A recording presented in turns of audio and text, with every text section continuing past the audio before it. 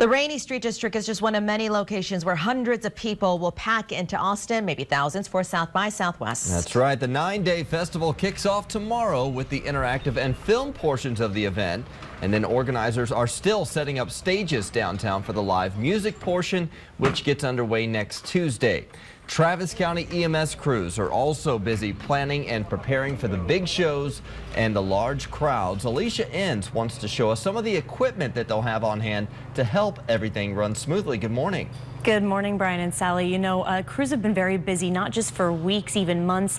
They start planning the day after South by Southwest ended last year to get ready for this festival. And I wanted to show you one of the motorcycles. There's going to be 2 of these in their fleet of vehicles that they have to really help them. And the reason that these are so valuable is that they can weave in between crowds. They can go on sidewalks and get to an emergency much faster and respond to crews. They also will have command trucks like this and ambulances as part of the fleet to really help them be able to respond to an emergency in case something should happen. Then they also have SRUs. We have some video of this for you.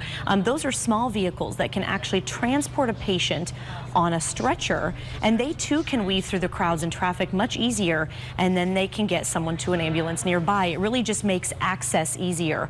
And you know, after an event like last year's South by Southwest tragedy, when a car plowed through a crowd of people, EMS crews are really constantly looking at ways they can learn and readjust.